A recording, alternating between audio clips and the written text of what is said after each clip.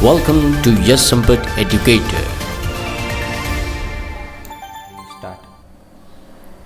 सो नमस्कार दोस्तों, जय हिंद। Welcome to yes Sampat educator over here. So आज का जो न्यूज़पेपर है वो है 15 सितंबर 2022। Okay, so 10th schedule of the Indian constitution, उसके बारे में हम लोग डिस्कस करेंगे। साथ ही साथ हिंदू न्यूज़पेपर के अंदर जो भी आर्टिकल आए हैं उसको आज हम लोग डिटेल में डिस्कस करेंगे, ठीक है। और ये भी जानेंगे कि क्या है ये anti defection law. So once again, Mohammed good morning, जय हिंद। असिफा गुड मॉर्निंग, जय हिंद। राकेश जी गुड मॉर्निंग, जय हिंद। स्मृति जी गुड मॉर्निंग, जय हिंद। So let us start this particular session over here. तो पहला आज जो लेक्चर स्टार्ट करेंगे हम लोग मैप से करेंगे। जैसे कि कहा जा सकता है कि यहाँ पर जो गल्फ कंट्रीज है, ठीक है, उसमें आप लोगों को मुझे बताना है कि कतार कहाँ है। तो यहाँ पर आप देख सकते हैं कि दैट इज अ कतार। यहाँ पर जो है उसकी कैपिटल दोहा, ठीक है, उसको आप अच्छी तरीके से याद रख सकते हैं। और ये है स्ट्रेट ऑफ हर्मुज। गाइज ये जो है स्ट्रेट ऑफ हर्मुज ओमान के ऊपर की साइड में यहाँ पर दिखाई दे सकता है, ठीक है। ये काफ़ी इंपॉर्टेंट माना जा सकता है, ठीक है। यहाँ पर है कुवैत, ठीक है, और यहाँ पर आप देख सकते हैं that is about the Iraq. Okay, तो ये चीज़ आप लोगों को अच्छी तरीके से याद रखनी है। और ये टिग्रिस रिवर है, ठीक है, ये चीज़ याद रखिएगा, that is a tigris river. तो जब भी आप लोग मैप के साथ देखें सारी चीज़ें, तो सारी चीज़ें क्लियरिफाई आराम से हो जाती है। यह है सऊदी अरेबिया, ठीक है। तो ये अच्छी तरीके से आप लोगों को बहुत सारे मैप्स के बारे में थोड़ा बहुत नॉलेज होना तो चाहिए ही चाहिए, ठीक है, क्योंकि यहाँ पर आप लोगों को जो भी न्यूज़ आ सकती है को मैप से रिगार्डिंग पूछा जा सकता है। यहाँ पर उसकी कैपिटल के बारे में भी पूछा जा सकता है। और यहाँ पर स्ट्रेटेजिकली जो प्लानिंग बनती है, ठीक है, इंटरनेशनल लेवल के तौर पर, तो ये भी आप लोगों को पूछा जा सकता है, ठीक है। तो आप लोगों को पता होना चाहिए कि भाई जियोग्राफिकली लोकेशन कहाँ कहाँ पर है पर्टिकुलर जगह का, ठीक है। चलिए आगे बात करते हैं। तो दोस्तों आज का जो न्यूज़पेपर है वो है 15 सितंबर 2022 और आज है थर्सडे। Is it clear? सो 15 सितंबर 2022। Okay, now let us discuss this particular newspaper. और ये तो सबसे पहला यहाँ पर देख सकते हैं कि Congress meltdown in the Goa as 8 parties 11 MLA defect to BJP, ठीक है। तो यहाँ पर डिफेक्शन लॉ के बारे में हम लोगों ने जाना था। उससे पहले जो थंबनेल आप लोगों ने देखा उसके बारे में तो हम लोग डिस्कस करेंगे ही करेंगे, पर सबसे पहले यहाँ पर एक क्वेश्चन के बारे में डिस्कस कर लेते हैं और आपसे पूछ लेते हैं कि इसका आंसर क्या हो सकता है। दोस्तों आप मुझे कॉमेंट सेक्शन के अंदर इसका आंसर दे सकते हैं। A present group of nations known as G8 started first as G7, which one of the following was not one of them, ठीक है। दोस्तों मुझे आप लोगों के आंसर का इंतजार रहेगा। तो यहाँ पर अच्छी तरीके से मुझे बताइए इसका आंसर क्या हो सकता है, ठीक है। चलिए आगे बढ़ते हैं। तो एंटी डिफेक्शन लॉ उसके बारे में पहले देख लेते हैं। Sorry, Congress meltdown in Goa as 8 of parties 11 MLA defect to the BJP. तो यहाँ पर देख सकते हैं कि 8 ऑफ द 11 कांग्रेस MLA जो है in the Goa assembly defected to the Bharatiya Janata Party led by chief minister Pramod Sawant और वेडनेसडे। तो यहाँ पर डिफेक्शन लॉ जो है यानी कि एक पार्टी के अंदर जो MLA है वो दूसरी पार्टी में चले जा सकते हैं। तो ये जो हुआ तो उसको चीज़ को ही बोला जाता है डिफेक्शन हुआ, ठीक है। तो यहाँ पर एंटी डिफेक्शन कानून लाया गया, एंटी डिफेक्शन लॉ लाया गया, ठीक है। तो उसके बारे में आप लोगों को अच्छी तरीके से समझना है। एक तरीके से ये भी देखा जा सकता है कि अगर मैंने आपको वोट दिया है तो मैंने आपको देखकर वोट दिया है, बाद में आप पार्टी चेंज कर दोगे तो यहाँ पर आपका तो वोट तो खारिज हो जाएगा, ठीक है। तो ये भी एक चीज़ आप लोगों को समझनी होती है, ठीक है। तो इसके लिए एंटी डिफेक्शन जो कानून है लाया गया है उसके बारे में थोड़ा जान लेते हैं कि एक्चुअली एंटी डिफेक्शन लॉ है तो क्या है। 52nd अमेंडमेंट 1985 के दौरान इसका संशोधन किया गया था, that is called the anti defection law introduce किया गया था 1985 के अंदर। और भारत के संविधान के अंदर इसको यहाँ पर जगह मिली है 10th शेड्यूल के अंदर, ये चीज़ याद रखिएगा, ठीक है। और it is also known as the anti defection act. Okay, तो इसको चीज़ को हम लोग क्या कहते हैं, एंटी डिफेक्शन एक्ट भी कहते हैं, ठीक है। Defection has been defined as conscious abandonment of allegiance और ड्यूटी, यानी कि अपनी कॉन्शियसली जो ड्यूटी है उससे आप लोग भागना, यानी कि उसको छोड़कर चले जाना। सो that is called the defection. Okay, तो इसको चीज को कहा जाता है। It lays down the process of the disqualification on grounds of the defection over here. तो इसके अंदर जो भी अथॉरिटी रहेगी, प्रिसाइडिंग ऑफिसर्स रहेंगे, ठीक है, यहाँ पर उसके जो मेंबर होंगे उसको डिस्क्वालीफाई करेंगे, यानी कि on the proven grounds of the defection के। यहाँ पर कहा गया है कि जो भी मेंबर वहाँ कर छोड़कर चला जाता है तो हम लोग उसको क्या करेंगे, हम लोग उसको डिस्क्वालीफाई कर देंगे। तो प्रिसाइडिंग ऑफिसर इस कानून के तहत उन सारे जो यहाँ पर न्यूज़ के हिसाब से जो एमएलए के न्यूज़ यहाँ पर आप लोगों को देखने को मिली है तो उसको डिफेक्ट कर सकते हैं, ठीक है, regarding the anti defection law, यानी कि डिस्क्वालीफाई कर सकते हैं, ठीक है। और ये जो एंटी डिफेक्शन लॉ है दोनों जगह पारित किया जा सकता है, जैसे कि पार्लियामेंट के अंदर भी पारित किया जा सकता है, साथ ही साथ स्टेट असेंबली के अंदर भी इसको पारित किया जा सकता है, ठीक है। आगे बढ़ते हैं कि एक लॉ का ऑब्जेक्टिव क्या है। अगर मैं इस लॉ के ऑब्जेक्टिव के बारे में बात करूं, ठीक है, तो ये प्रिवेंट करता है, ठीक है, डिफेक्शन को प्रिवेंट करता है। जो भी मोटिवेट होते हैं डिफेक्शन के लिए उसको यहाँ पर प्रिवेंट रोकने का काम करता है by the lure of office और मटेरियल एडवांटेजेस और अदर सच कंसिडरेशन, ठीक है।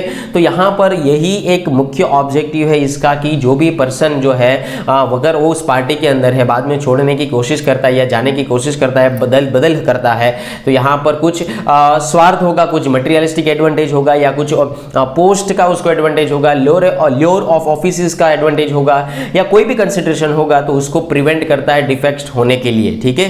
तो यहां पर वो डिफेक्ट नहीं हो सकते एंटी डिफेक्शन लॉ लगने के बाद, ठीक है। तो ये चीज समझनी है आपको।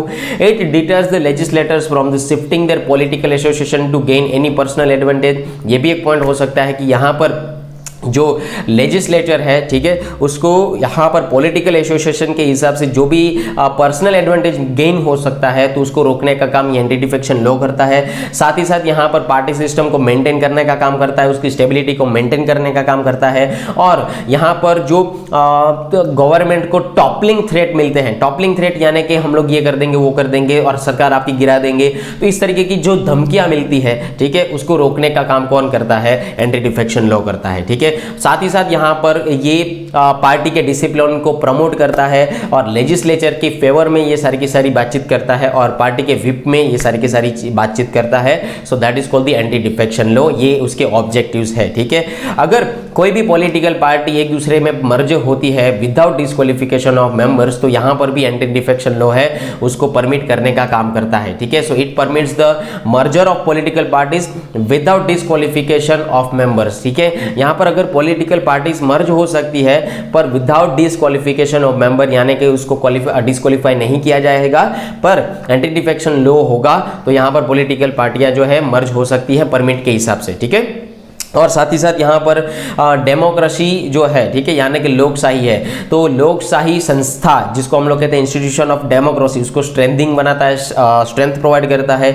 साथ ही साथ करप्शन जो है, keep corruption in check also, तो यहाँ पर करप्शन जो है वो कंटिन्यूसली ऑब्जेक्टिफाई किया जाता है, कंटिन्यूसली यहाँ पर चेक किया जाता है कि यहाँ पर लोकशाही संस्था के अंदर क्या करप्शन का ये पॉइंट ऑफ व्यू है या नहीं है। तो ये सारी की सारी जो प्रोसेस है ये ऑब्जेक्टिव किसके है दोस्तों, एंटी डिफेक्शन लॉ के ऑब्जेक्टिव्स है, ये करने का यहाँ पर फायदा है और यहाँ पर इसका ऑब्जेक्टिव है, ठीक है। आगे बात करते हैं कि कोई भी चीज़ होती है, कोई भी जिंदगी के अंदर कोई भी डिसीजन 100% सही नहीं होता। सिमिलरली यहाँ पर भी कुछ ना कुछ एक्सेप्शन केसेस है कि किसके रिगार्डिंग यहाँ पर आप एंटी डिफेक्शन लॉ जो है नहीं लगा सकते हैं, ठीक है। अगर समझो कि पार्टी के अंदर मैं हूँ, ठीक है, पर यहाँ पर मुझे दूसरी पार्टी के अंदर जाना है, पर ये पार्टी जो है यहाँ पर उसके अंदर डिस्क्रिमिनेशन चल रहा है, समझ लीजिए यहाँ पर कोई भेदभाव की नीति चल रही है, यहाँ पर एक्सप्लॉयटेशन हो रहे हैं उसके एमएलए या कोई भी मेंबर जो है, तो वो उस पार्टी को छोड़ना चाहता है, बहुत ऑब्वियसली चीज़ है, ठीक है। तो यहाँ पर जो वो छोड़ना चाहते हैं तो पर ऐसे नहीं छोड़ सकते, यहाँ पर सहमति चाहिए 2/3 की, ठीक है, एटलीस्ट 2/3 की लेजिस्लेचर की, यहाँ पर उसको पार्टी के फेवर के हिसाब से यहाँ पर वो मर्ज कर सकते हैं। यहाँ पर उसकी 2/3 की यहाँ पर एक वैल्यू सिस्टम चाहिए कि भाई अगर 2/3 लोग राजी है तो वो एंटी डिफेक्शन लॉ नहीं लगेगा, तो वो आप पार्टी चेंज कर सकते हैं, ठीक है। दूसरा चीज ये आप लोगों को याद रखना है कि neither the member who decide to merge nor the ones who stay in the original party will face any disqualification, ठीक है। कोई भी मेंबर जो है वो डिसाइड नहीं कर सकता, neither the member who decide the merge nor one who stay in the original party, ठीक है। कोई भी पर्सन उस पार्टी के अंदर है या दूसरा पार्टी के अंदर है वो डिस्क्वालिफिकेशन का यहाँ पर जजमेंट नहीं दे सकता है या मर्ज होने का बात नहीं कर सकता है, तो ये एंटी डिफेक्शन लॉ का एक एक्सेप्शन केस है, ठीक है। According to the paragraph 5 of the anti defection law. Anti defection law जो है उसको आप लोगों ने अच्छी तरीके से समझा, उसके ऑब्जेक्टिव समझे, पर यहाँ पर कुछ एक्सेप्शन ऐसे भी है जो 5 नंबर के पैराग्राफ में बात किया गया है, ठीक है। तो as per the paragraph number of 5 regarding the anti defection law, यहाँ पर सेक्शन प्रोवाइड किए जाते हैं, ठीक है। यहाँ पर धाराएं पारित की जाती है, जैसे कि exception to the speaker, chairman and deputy chairman of the legislature from disqualification on grounds of the defection. तो यहाँ पर speaker, chairman and deputy chairman of legislature को डिस्क्वालिफिकेशन के ग्राउंड से यहाँ पर डिफेक्ट हम लोग कह सकते हैं defection on the grounds of the defection, ठीक है। उसको हम लोग डिफेक्शन के ग्राउंड से डिस्क्वालिफिकेशन नहीं हो सकते हैं, ठीक है। या ऐसा कह सकते हैं कि according to the paragraph number 5 anti defection law जो है वो इसके रिगार्डिंग सेक्शन पारित करते हैं regarding the chairman, speaker and deputy chairman regarding the disqualification on grounds of the defection over here, ठीक है। तो ये एक एग्जम्पशन है कि हाँ आपको एग्जम्पशन दिया जा सकता है, ठीक है, पर इन 3 लोगों को ही, speaker, chairman and deputy chairman of the legislature को, ठीक है। आगे बात करते हैं, यहाँ पर दूसरा जो आर्टिकल आया है दोस्तों हिंदी दिवस से आया है। यहाँ पर जो है आप लोगों ने ये आर्टिकल इधर देखा होगा जो अमित शाह जी यहाँ पर फोटो के अंदर है, ठीक है। Hindi not a competitor of regional language, यहाँ पर अमित शाह जी ने ऐसा कहा है कि हिंदी जो है वो कॉम्पिटिटर नहीं है कि भी कोई भी रीजनल लैंग्वेज का, ठीक है। यहाँ पर एक पूरे इंडिया का एक कॉमन लैंग्वेज जो निकल कर आता है वो हिंदी है, ठीक है। इसलिए यहाँ पर अमित शाह जी ने कहा है कि आप अपने घरों के अंदर, ठीक है, अपनी मातृभाषा में बात कीजिए और अपने बच्चों को हिंदी सिखाइए कि उसको इंटरनेशनल नेशनल लेवल पर दूसरे लोगों के साथ कम्युनिकेट करने में दिक्कत ना हो, ठीक है। So they depend on such other of their growth says minister over here. I want to say with sincerity that it should be our aim to keep all the languages and mother tongue alive and prosperous. यहाँ पर वो चाहते हैं कि हमारी जो mother tongue है वो जिंदा रहे और हमारी जो यहाँ पर एक एम है कि जो भी सारी की सारी, जैसे कि अगर बात करूँ गुजरात की है, महाराष्ट्र की है, तमिलनाडु की है, केरला की, जितने सारे स्टेट्स है उसकी अपनी अपनी मदर टंग है, ठीक है। उसको हमें जिंदा रखना है और साथ ही साथ नेशनल प्रॉस्पेरिटी को भी हमें जिंदा रखना है। तो यहाँ पर उन्होंने कहा है कि आप हिंदी को प्रमोट कीजिए, ठीक है। और यहाँ पर हिंदी सिखाने की भी बात की है, पेरेंट्स को कहा है कि आप अपने बच्चों को हिंदी सिखाइए, ठीक है। सो union home minister Amit Shah said on Wednesday that only 6% of the children received education in English and a large majority who did not speak fluent English were deprived of a platform on at the national and the state levels, ठीक है। तो यहाँ पर अमित शाह जी ने ये भी कहा है आंकड़ों के साथ कि 6% जो है सिर्फ और सिर्फ चिल्ड्रन जो है इंग्लिश जो है फ्लुएंट यहाँ पर बोल सकते हैं, बाकी का सारा मेजोरिटी का ग्रुप जो है वो उस रिलेट नहीं करता है, ठीक है। और यहाँ पर जो हिंदी है उसको प्रमोट करने की बात की गई है, मदर टंग को अलाइव करने की बात की गई है। और साथ ही साथ यहाँ पर ये भी तर्क दिया जाता है अमित शाह जी के थ्रू कि जो भी पर्सन अपनी मदर टंग के हिसाब से सारी चीज़ें समझेगा, लिखेगा, समझेगा, तो उसका जो माइंड है जिस तरीके से ग्रोथ होगा वो इंग्लिश लैंग्वेज में नहीं हो पाएगा, ऐसा कहा जा सकता है, ठीक है। तो ये चीज आप लोगों को यहाँ पर समझनी है।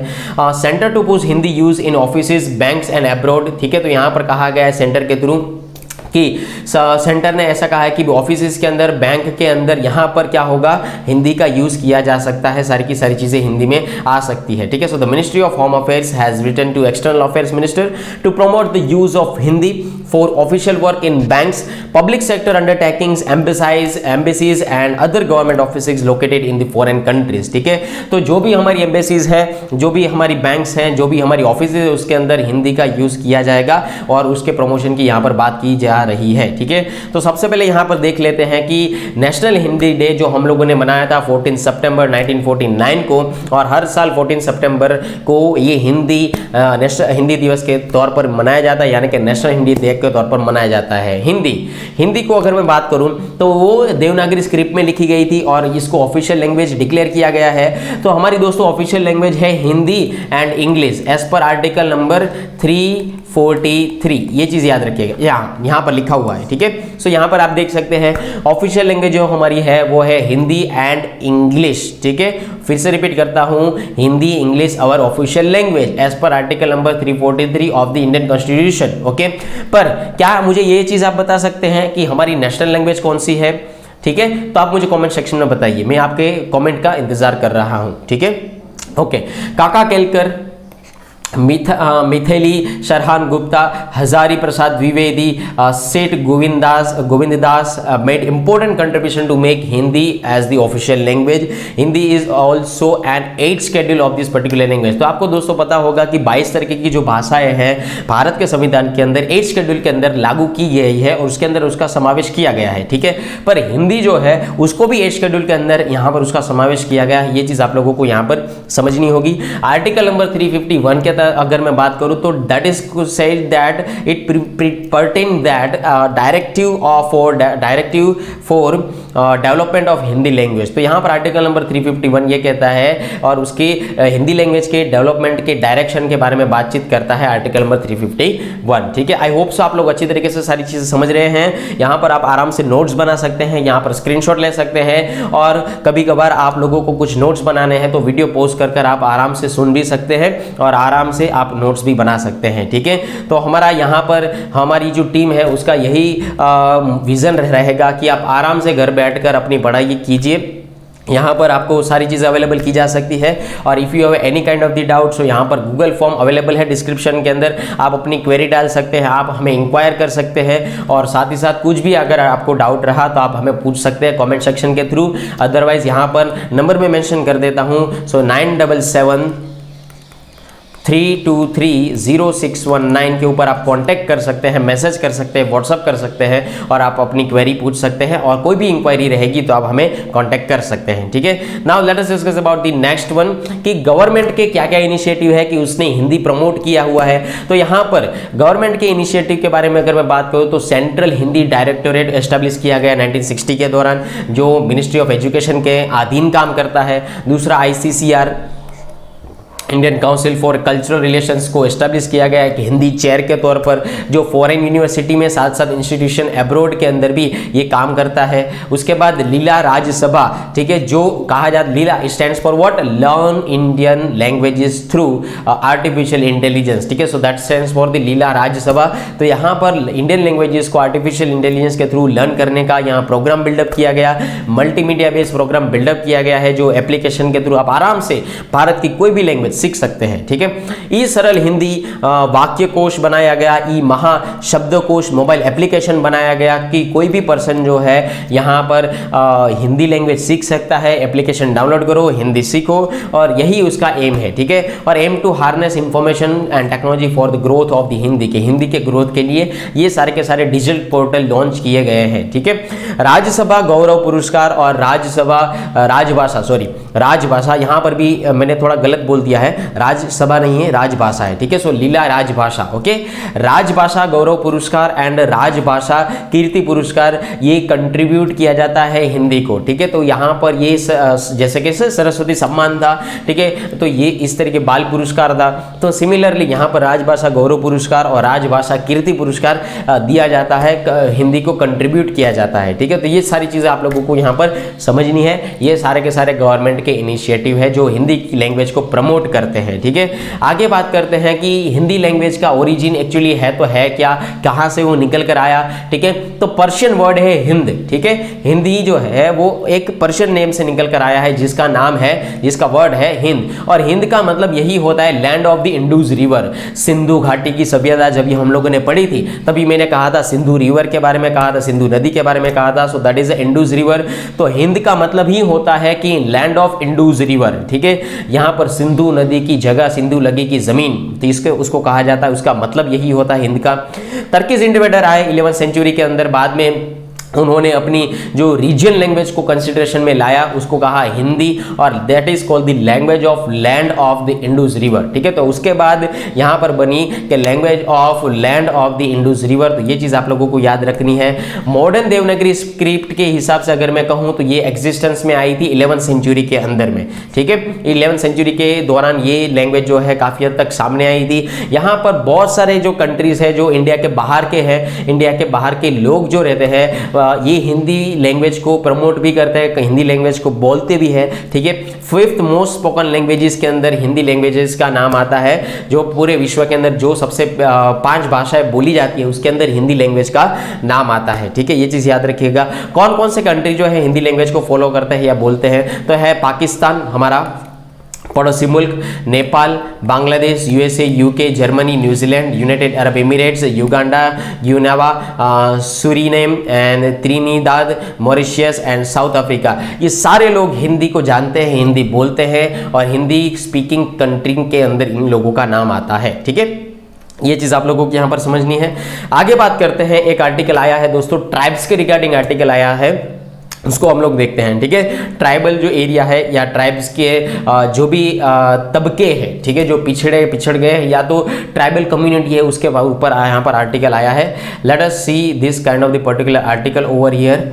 ओके, तो यहाँ पर देखो ये आर्टिकल जो है ये जीएस पेपर 2 एंड 3 से काफी हद तक इंपॉर्टेंट माना जा सकता है कि cabinet approves addition of 4 tribes to the ST इलियस। ठीक है, शेड्यूल्ड ट्राइब्स के अंदर दूसरे 4 ट्राइब्स को इंक्लूड करने की यहाँ पर बात की गई है। So move will benefit communities in the Himachal Pradesh, Tamil Nadu, Chhattisgarh.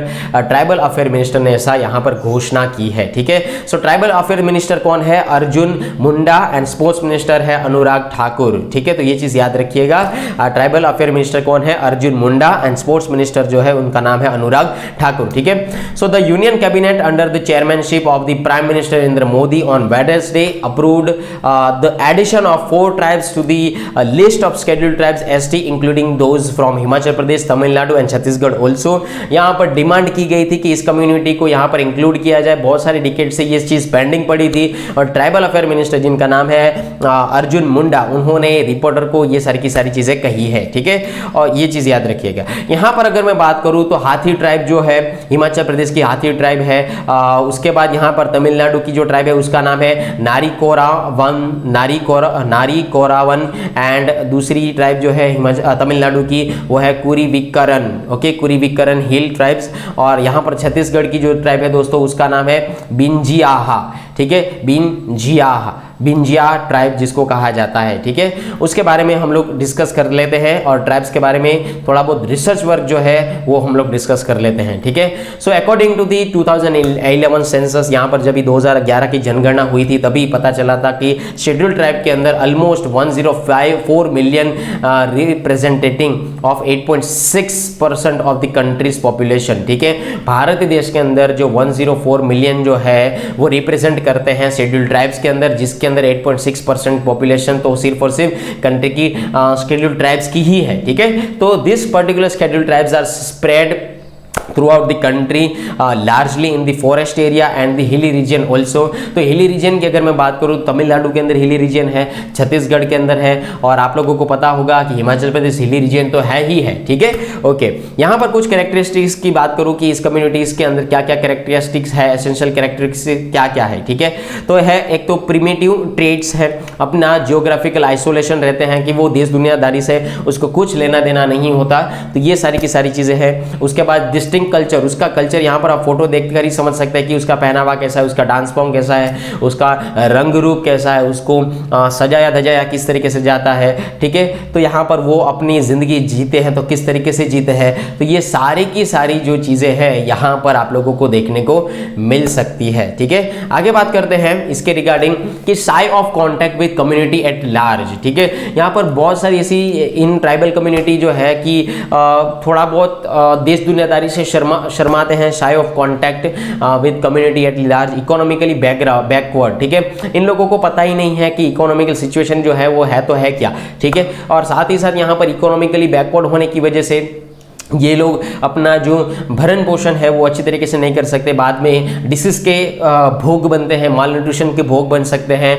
तो यहाँ पर एक गवर्नमेंट का ये चैलेंज लाया गया है कि जो जो ट्राइब इंक्लूड नहीं की गई है एसटी के अंदर उसको इंक्लूड किया जाए और जो जो गवर्नमेंट स्कीम के हिसाब से उसको बेनिफिट मिल सकते हैं उसको प्रोवाइड किए जा सके। ठीक है, यहाँ पर आप लोगों को सबसे ज़्यादा जो फैक्ट देखने को मिल सकता है गवर्नमेंट के थ्रू, तो 3 प्रोपोगेंडाज है, स्ट्रेटेजी है कि सोशल एम्पावरमेंट हो, उन लोगों को पता चले कि देश दुनिया में क्या क्या चीजें चल रही है, वो लोगों के साथ जुड़े, यहाँ पर टेक्नोलॉजिकल एस्पेक्ट्स और उसके टेम्परामेंट को अपनाएं, साथ ही साथ यहाँ पर इकोनॉमिक एम्पावरमेंट हो, यानी उसको पता चले कि हमारा रोजाना रोजी रोटी जो है वो शिकार करना ही नहीं है। ठीक है, मैं मानता हूँ कि ट्राइबल कम्युनिटीज जो है वो यहाँ पर आप जिस तरीके से फोटो देख सकते हैं, ट्राइबल कम्युनिटीज जो है वो अपने आप में ही रहना पसंद करते हैं। ठीक है, ये बात समझता है, पर यहाँ पर आप लोगों को समझना है कि जिस तरीके से देश दुनिया आगे बढ़ रही है उन लोगों को भी आगे बढ़ने का हक है, ठीक है। So that is called economic empowerment and after that the social justice. कई कई जो तबके उसका एक्सप्लॉयटेशन हो रहा है, जैसे कि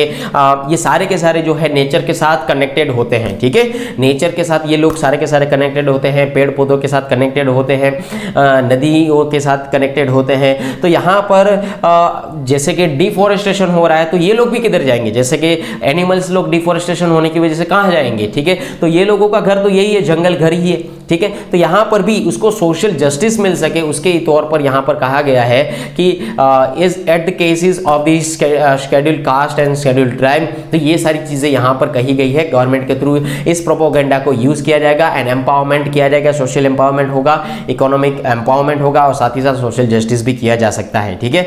आगे बात करते हैं कि ऑलमोस्ट 700 के करीब शेड्यूल्ड ट्राइब्स है भारत के अंदर, ठीक है। कितनी है, 700 के करीब शेड्यूल्ड ट्राइब्स है, जिसके अंदर 75 जो है पर्टिकुलरली उसको बोला जाता है PVTGS, ठीक है। उसको क्या बोला जाता है, पर्टिकुलरली वैल्यूनेरेबल ट्राइब ग्रुप, ठीक है। पर्टिकुलरली वैल्यूनेरेबल ट्राइब ग्रुप यानी कि ये इसके अंदर 75% जो है वो लास्ट स्टेज के ऊपर आ चुके हैं, ठीक है। उसके जैसे कि अगर मैं बात करूं कि bill is the largest tribe group while ground comprises over here, ठीक है। उसके बाद ओडिशा के अंदर जो ट्राइबल कम्युनिटी है, the largest number of tribal communities जो है वो सबसे ज़्यादा ओडिशा के अंदर पाई जाती है। ये आप लोगों को याद रखना है कि भारत देश के कौन से स्टेट के अंदर सबसे ज़्यादा ट्राइबल कम्युनिटीज को पाया जाता है, ठीक है। ये चीज़ समझनी है।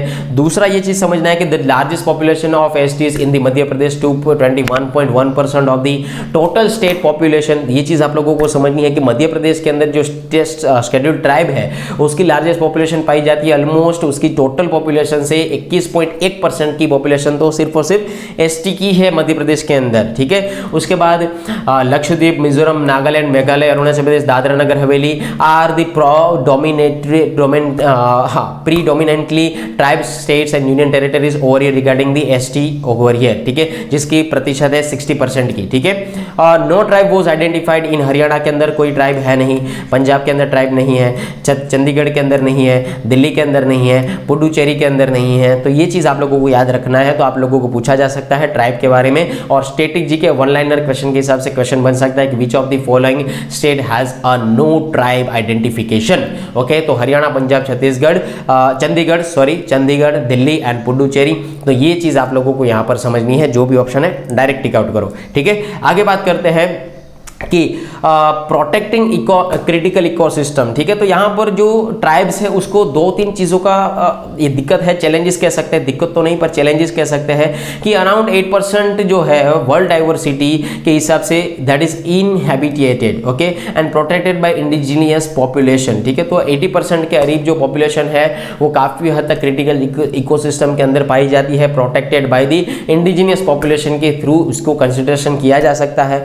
They diverse knowledge about the land, उन लोगों को सबसे ज़्यादा नॉलेज किसका होता है, लैंड का, नेचर का, और and its development are extremely crucial, okay, to ensure the protection of the critical ecosystem, nature resources. तो ये सारी चीज़ें आप लोगों को समझनी है कि वो काफ़ी हद तक अटैच्ड है नेचर के साथ, ठीक है, और इकोसिस्टम को काफ़ी हद तक प्रोटेक्ट करने में वो अपना योगदान दे रहे हैं, ठीक है। ये चीज़ समझनी है। दूसरा, प्रिजर्विंग लैंग्वेजेस। यहाँ पर अगर देखा जाए तो 317 यानी कि 317 से 500 million indigenous people are representing the majority of the world's cultural diversity, ठीक है। यहाँ पर उसके वर्ल्ड कल्चर डाइवर्सिटी के हिसाब से ये आंकड़ा जो है, यानी कि उन लोगों की लैंग्वेज भी अलग है। ट्राइब्स है तो क्या है, हर एक ट्राइब की लैंग्वेज अपनी अपनी खुद की है, ठीक है, जिसके अंदर 7000 लैंग्वेजेस का समावेश किया गया है। पूरे वर्ल्ड में से 7000 तो सिर्फ और सिर्फ ट्राइबल लैंग्वेजेस के तौर पर देखा जा सकता है, ठीक है।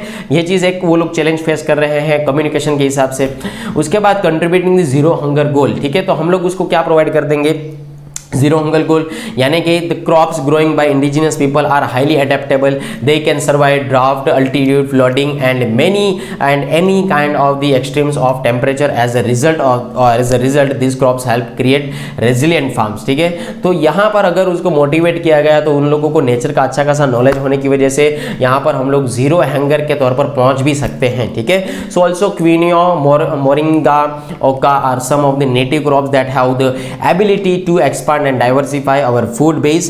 This would contribute to goal to attain the zero hunger over here. Okay, I hope so ये सारी चीज़ें आप लोग अच्छी तरीके से समझ पा रहे हैं. ओके, आगे बात करते हैं इस आर्टिकल के बारे में. यहाँ पर आप लोगों को एक डॉग दिखाई दे रहा है. यहाँ पर स्ट्रीट डॉग के हिसाब से एक आर्टिकल दोस्तों आया है, उसको हम लोग डिस्कस कर लेते हैं. Wait and watch. Let's move on the next article over here. Okay, so clear stray dogs from public places. Court ने ऐसा कहा है, ठीक है. ऐसा क्यों कहा है कि दिल्ली के अंदर सबसे ज़्यादा केस देखने को मिल सकते हैं कि बीट बाइटिंग के, ठीक है. तो यहाँ पर बाइटिंग के, डॉग बाइटिंग के सबसे ज़्यादा केस दिल्ली के अंदर देखने को मिले हैं. और यहाँ पर अगर देखा जाए, केरला गवर्नमेंट ने ये चीज़ कही है कि केरला गवर्नमेंट आज to ensure that people don't take law into their hands over here. Okay, तो यहाँ पर लोग क्या करते हैं कि जैसे ही बाइट हुआ तो यहाँ पर वो लोग मारने के लिए जाते हैं. तो कई लोग तो डॉग को ही मार देते हैं, ठीक है. तो यहाँ पर हाई कोर्ट ने ऐसा कहा है कि आप अपने हाथ में कानून नहीं ले सकते, उसके लिए हम बैठे हैं, ठीक है. तो यहाँ पर केरला के अंदर सबसे ज़्यादा सिचुएशन देखने को मिल सकती है. त्रिशूर के अंदर आप लोगों को देखने को मिल सकता है. So pet lover taking his dog for vaccination in Thrissur on Wednesday.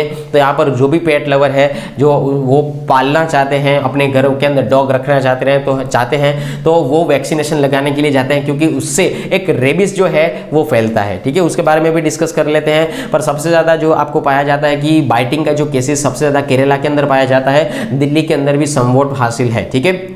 So the state government is duty bound to ensure the safety of people by cleaning the violent stray dogs from public places. A division bench of Kerala High Court observed here on Wednesday. ये चीज़ यहाँ पर कही गई है. अभी बात करते हैं कि क्या क्या चीज़ें कही गई इस आर्टिकल के रिगार्डिंग, ठीक है. Okay, so in a special sitting held in the wake of the reports of innumerable instances of stray dogs beating people in the different districts, Justice A.K. Jayashankaran Nambiar and Justice P. Gopinath made the observation during the hearing of Su Motu case regarding the beating to the death of a stray dog on the Adi Malathura beach in the Tiruvananthapuram a year. Okay, तो कहने का मतलब यही है, court ने यही कहा है कि आप अपने हाथ में कानून मत लीजिए. यहाँ पर हम उसका सोल्यूशन निकालेंगे. आप वैक्सीनेशन करवाइए. जो भी उसके सलाइवा से जो रोग फैलते हैं, डिसीज फैलते हैं, आगे आपकी बॉडी में जाते हैं, तो उसको आप पहले जो आपके पेट्स है, ठीक है, उसका वैक्सीनेशन करिए, ठीक है. तो कोर्ट का ये चीज़ कहना है. यहाँ पर उसके ऊपर देख लेते हैं कि यहाँ पर एक आर्टिकल आया था कि irresponsible reporting on dog bytes में बैकफायर वॉर्न केरला एक्टिविस्ट, ठीक है. तो यहाँ पर केरला के एक्टिविस्ट ने यहाँ पर उसको वॉर्न किया है कि while section of the media में have gone overboard while reporting on the dog bites, data shows over here, ठीक है. तो डेटा ने कहा है कि 2020 के अंदर रेबीज के काफी हद तक केस बढ़ चुके थे, ठीक है. तो rabies deaths in Kerala despite vaccination rises concern, ठीक है. रेबीज की वजह से जो केरला के अंदर डेथ हो रही है, उसकी वजह से वैक्सीनेशन के अंदर सबसे ज़्यादा बढ़ोतरी हो देखने को मिल सकती है, ठीक है. स्टेट का डेटा यह है कि उससे डॉग बाइट से 14 लोगों की मौत हो गई है और 5 लोग जो है अभी भी हैड टेकन द शॉट्स, ठीक है. तो ये चीज़ आपको समझनी है. तो expert says that several factors while the treating dog bytes over here, ठीक है. कुछ फैक्टर्स जो है डॉग बाइट को ट्रीट कर सकते हैं. अभी उसके बारे में बात करते हैं रेबीज, ठीक है. तो रेबीज जो है एक्चुअली है क्या. So it is a cause by the ribonucleic acid, so that is RNA. दोस्तों अगर मैं बात करूँ DNA, ठीक है, तो DNA के अंदर 2 स्ट्रिप होती है. That is the first strip and that is the second strip over here, so that is the DNA. But if we talk about the RNA, तो RNA के अंदर सिर्फ और सिर्फ सिंगल स्ट्रिप होती है, ठीक है. सिर्फ ऑफ स्ट्रिप इस तरीके की सिंगल स्ट्रिप पाई जाती है. ये चीज़ आप लोगों को याद रखनी है, ठीक है. इस तरह की सिंगल स्ट्रिप पाई जाती है. पर यहाँ पर क्या होता है, यहाँ पर डबल स्ट्रिप होती है DNA के अंदर, ठीक है.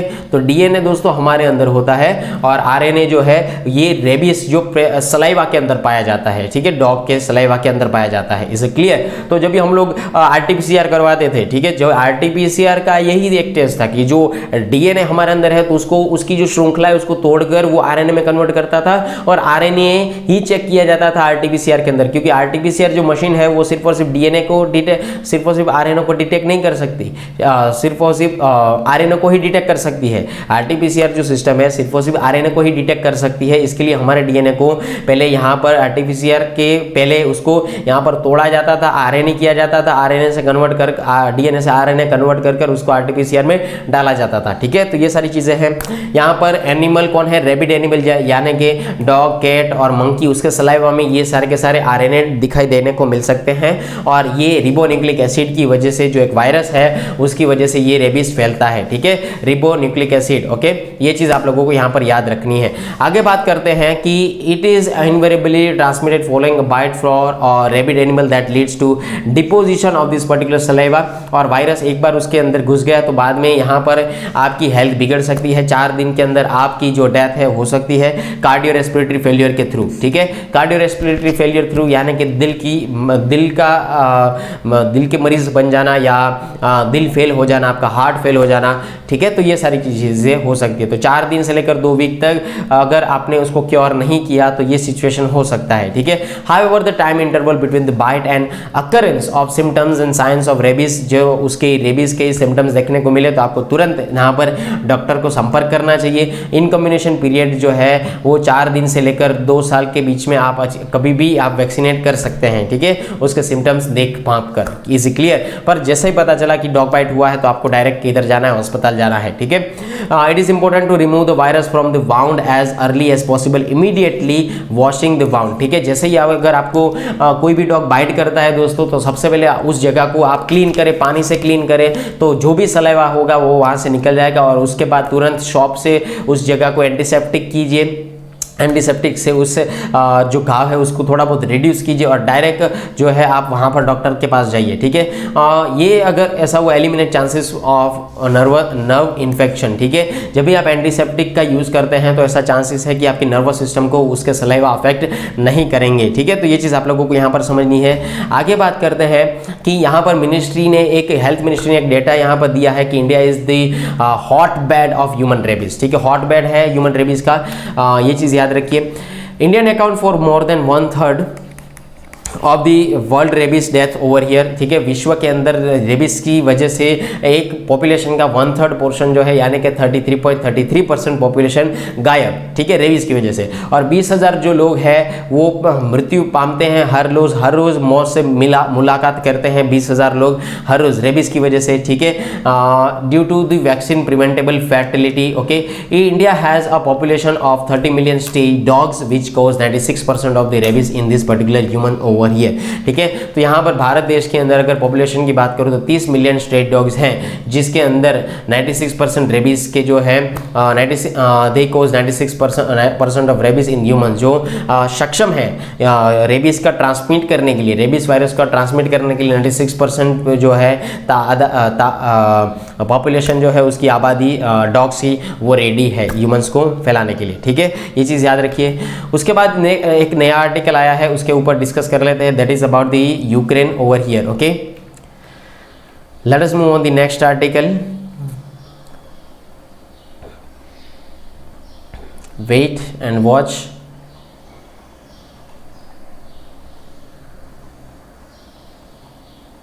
Okay, so that's it for this particular articles of the Hindu newspaper. यहाँ पर मैं दूसरे पेपर से कटिंग आया है। The weight of the matter disruption of supply chains due to Ukraine war has implications of for India India's food security. तो यहाँ पर दोस्तों इंडिया की फूड सिक्योरिटी के हिसाब से यहाँ पर कहा गया है कि वीट का एक मैटर है और जो कि सप्लाई चेन में यहाँ पर डिसरप्शन क्रिएट कर रहा है due to this particular Ukraine war. Okay, Ukraine war के इम्प्लीकेशंस के कारण इंडियाज फूड सिक्योरिटी जो है उसमें डिसरप्शन हो रही है सप्लाई चेन के अंदर, ठीक है। आगे बात करते हैं कि India has experience remarkable economic growth. ये हम लोग समझते हैं, पहले तो भारत के पास खाने तक की भी चीज़ें नहीं थी, ठीक है, पर अभी भारत जो है दूसरे लोगों को चीज़ें प्रोवाइड कर रहा है, ठीक है। यहाँ पर फास्टेस्ट ग्रोइंग भारत देश जो है उसकी जो इकोनॉमी है या उसका जो इकोनॉमिक्स है पूरे वर्ल्ड के अंदर धीरे धीरे आगे बढ़ रहा है। फास्टेस्ट ग्रोइंग इकोनॉमिक्स के तौर पर उनका नाम आता है, जहाँ पर पॉवर्टी भी है और फूड इनसिक्योरिटी भी है इंडिया के अंदर, ठीक है। स्टिल आज भी कई ऐसे एरिया के अंदर अगर मैं कहूँ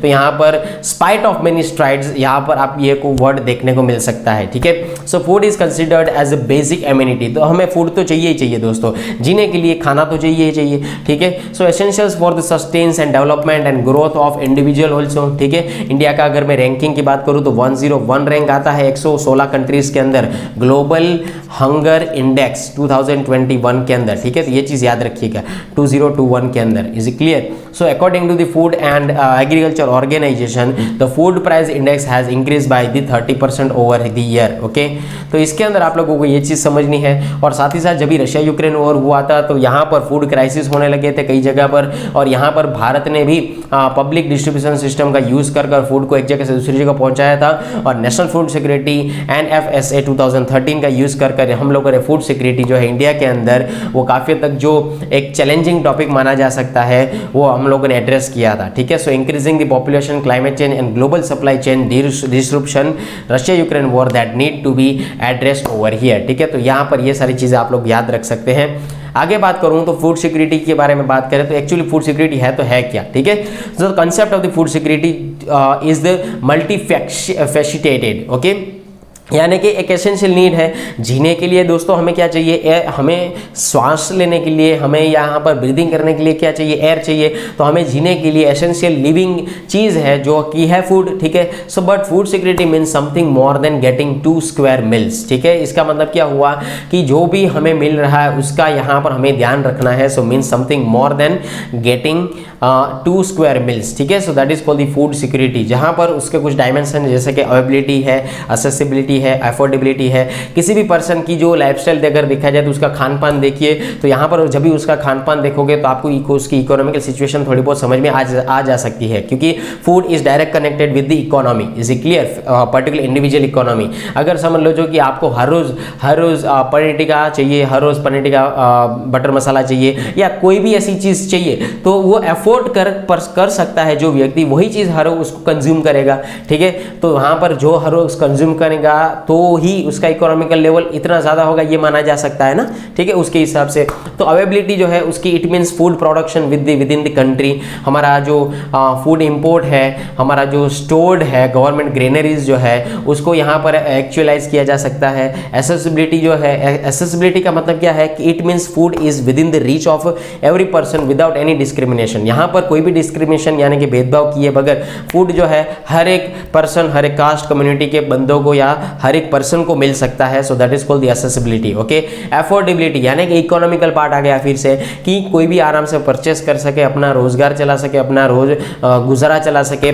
ठीक है, so that is called the affordability. Okay, so having enough money to buy sufficient safe and nutrition food to meet ones dietary needs. ठीक है दोस्तों, यहाँ पर फूड का जो टॉपिक है मैं आपको कहना चाहूँगा काफ़ी हद तक सेंसिटिव है। हम लोगों को सारी चीज़ें आराम से मिल जाती है। समझ लीजिए कि हम लोग होटल में गए तो आराम से ऑर्डर किया, खा लिया, और कभी कभार हम लोगों ने इतना ऑर्डर किया तो बाकी भी रख दिया, और बाकी रख दिया तो वो जाता है डस्टबिन के अंदर। तो दोस्तों मैं कहना चाहूँगा that is our nation resource. Okay, हमारे भारत का ये रिसोर्स है। यहाँ पर उसको जिस हिसाब से आपको जो चीज़ चाहिए उसको कंज्यूम करने की जिम्मेदारी हमारी है। ठीक है, कि आप जिस तरह आप चाहिए उतना लीजिए। ठीक है, पर आप उसको वेस्ट ना कीजिए, फूड वेस्ट ना कीजिए। यहाँ पर बहुत सारे जो लोग हैं उसको एक टाइम का खाना भी नहीं मिल पाता है। ठीक है, तो यहाँ पर कई लोग ऐसे हैं, कई बच्चे ऐसे हैं जो माल न्यूट्रिशन से पीड़ित है। माल न्यूट्रिशन होने की वजह से एनीमिया होता है, जो उसके अंदर हेमोग्लोबिन की कमी हो जाती है। हेमोग्लोबिन की कमी हो जाने का मतलब होता है एनीमिया डिसीज। ठीक है,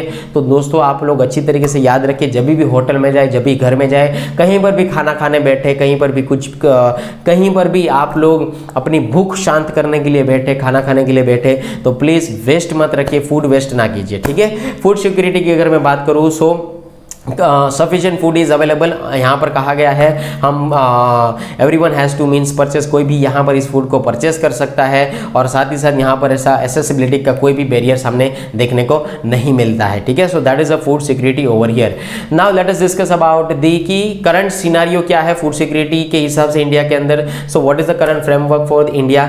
तो उसके कुछ आर्टिकल्स है क्या, कॉन्स्टिट्यूशन में कुछ प्रोविजंस है क्या, तो देखते हैं कि article number 21 of the constitution of India. ठीक है, ये क्या कहता है कि fundamental right to life enshrined. Okay, यहां पर कहा गया है कि though the Indian constitution does not have any explicit provision, ऐसा कोई पर्टिकुलर प्रोविजन नहीं है फूड के रिगार्डिंग, पर यहाँ पर फंडामेंटल राइट के अंदर ही आ जाता है। आर्टिकल नंबर 21 के अंदर आप अपनी लाइफ को आराम से शेप कर सकते हैं और अपनी ह्यूमन डिग्निटी जो है उसको लाइव रख सकते हैं, जिंदा रख सकते हैं। So which may include the right to food and other basic necessities over here. ठीक है, ये चीज़ समझनी है।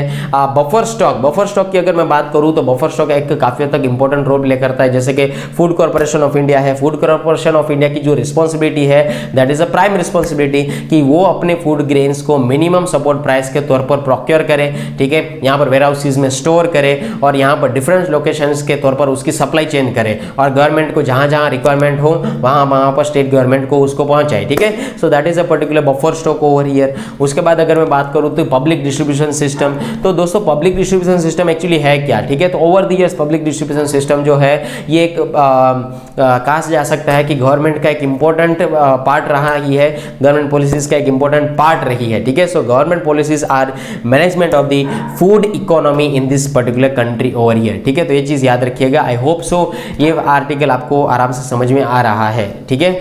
अभी यहाँ पर मैं एक्ट के बारे में बात करूँ तो नेशनल फूड सिक्योरिटी एक्ट, जिसको हम लोग कहते हैं NFSA 2013, okay, so it marks a paradigm shift in the approach to the food security from welfare to the right based approach कि यहाँ पर 75% ऑफ रूरल पॉपुलेशन जो है वो उसको दिया जाएगा और 50% जो है वो अर्बन पॉपुलेशन के अंडर में आएगा, ठीक है। यहाँ पर अगर मैं बात करूँ तो एक तो 2-3 योजना है, जैसे कि अंत्योदय योजना, अंत्योदय अन्न योजना, और दूसरी है प्रायोरिटी हाउस होल्ड PHH, जिसको कहा जाता है PHH, is clear, PHH is clear, okay. So Antyodaya Anna Yojana जो है वो क्या करती है, पुअरेस्ट ऑफ द पुअर, ठीक है, it constitute poorest of the poor entitled receive 35 kilogram of the food grains पर हाउस होल्ड पर मंथ, ठीक है। हर महीने उसको 45 किलोग्राम जो है राशन पानी मिल जाएगा अंत्योदय अन्न योजना के तहत। और दूसरा PHH है यानी कि प्रायोरिटी हाउस होल्ड जो है उसके हिसाब से कहूँ तो यहाँ पर 5 किलोग्राम की यहाँ पर चीज़ें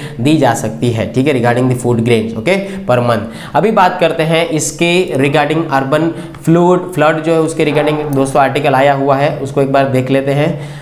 यहाँ पर नहीं है, ठीक है, फिर भी एक बार देख लेते हैं कि causes of the urban floods, ठीक है, कि भाई यहाँ पर अर्बन यानी कि शहरी, ठीक है, शहरी जगह, तो शहरी जगह में फ्लड आने का कारण क्या है, तो उसके कुछ डायरेक्ट फैक्टर्स है, जैसे कि नेचुरल फैक्टर है, जैसे कि यहाँ पर बहुत ज़्यादा बारिश हो गया, क्लाइमेट चेंज हो गया, उसकी हिसाब से यहाँ पर पानी आ गया और पानी भर गया, ठीक है। So that is a direct factor. Heavy rainfall हो रहा है कि जो कैपेसिटी होनी चाहिए, जो एक शहर की कैपेसिटी है कि पानी को संभाल सके, उसकी कैपेसिटी से ज़्यादा पानी उसके पास आ गया naturally, so that is a direct factor. पर यहाँ पर नेचुरल फैक्टर था, ठीक है, पर डायरेक्ट फैक्टर के अगर हम कहें कि अर्बनाइजेशन की मैं बात करूं तो यहाँ पर शहर के अंदर कहीं पर भी जगह मिलेगा वहाँ पर बिल्डिंग खड़ी कर दी गई है। यहाँ पर देखा तो बिल्डिंग खड़ी, उधर देखा बिल्डिंग खड़ी, इधर देखा बिल्डिंग खड़ी, ठीक है। तो पानी जाने की जगह बचती ही नहीं है, पानी जाने की जगह बचती नहीं है। तो यहाँ पर आप फोटो में देख सकते हैं कि इस तरीके से सोसाइटी के अंदर, स्कूल के अंदर, घरों के अंदर यहाँ पर पानी भर चुका रहता है। रोड पर इतना पानी होता है कि जाने की कोई जगह है ही नहीं,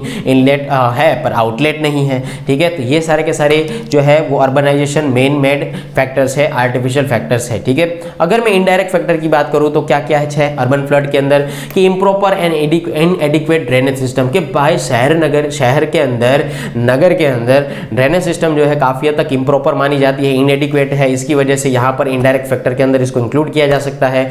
वन रोड व्हीकल पार्किंग, ये रोड के ऊपर पार्किंग हो जाएगा, दूसरा कोई यहाँ पर ऑप्शन नहीं है। इम्प्रॉपर और नो वेस्ट मैनेजमेंट, यहाँ पर वेस्ट मैनेजमेंट यानी कि जो कचरा है, गीला कचरा है, सूखा कचरा है, या इस तरीके के जो डाइवर्सिफिकेशन है उसका प्रॉपर तरीके मैनेजमेंट ना होना, ये भी एक इसका फैक्टर है अर्बन फ्लड का, ठीक है। और एटीट्यूड ऑफ पीपल, ये हर जगह लगता है दोस्तों। अगर आपका एटीट्यूड नहीं रहेगा उस हिसाब से तो आपका काम कैसे होगा, ठीक है। अगर मैं ऐसा कहूँ कि कल आपकी एग्जामिनेशन है पर आप अगले दिन भी पढ़ाई नहीं करते, अगले एक महीने पहले भी पढ़ाई स्टार्ट नहीं करते, तो how will you prepare, okay. तो आपका एटीट्यूड हर महीने में मैटर करता है कि आपका एटीट्यूड कैसा है towards this particular situation, okay. तो ये है अर्बन फ्लड के कॉजेस। आई होप आप लोग अच्छी तरीके से समझ रहे हैं इस आर्टिकल को। So that's it for this particular session दोस्तों। And if you are preparing for the defence examination like the CTS command defence services, air force common admission test, NDA national defence academy, INET air force group action waited army, and if you are also preparing for the IBPS clerk, IBPS PO, IBPS RRB, IBPS clerk, and SBI clerk, SBI PO and RBI grade B, and if you are preparing for the UPSC examinations, so don't worry, batches launched by the Yes Sampat Educator, so where you can get this kind of the particular service over here. So what are you waiting for guys? Just call on 9773230619 and online platform is available over here, okay. So that's it for this particular session. I hope आप लोगों को ये सारी चीजें आराम से समझ में आ रही है। मैं बहुत ही ग्राउंड लेवल पर जाकर इन्फॉर्मेशन आपको प्रोवाइड कर रहा हूँ। यहाँ पर अगर आपको ये वीडियो वीडियो पसंद आता है तो प्लीज लाइक कीजिए, and if you are the new family member of this particular channel so please subscribe our channel and यहाँ पर हमें एंकरेजमेंट प्रोवाइड कीजिए। ठीक है, तो मिलते हैं नेक्स्ट लेक्चर के दौरान, तब तक के लिए जय हिंद एंड जय भारत, बाय बाय।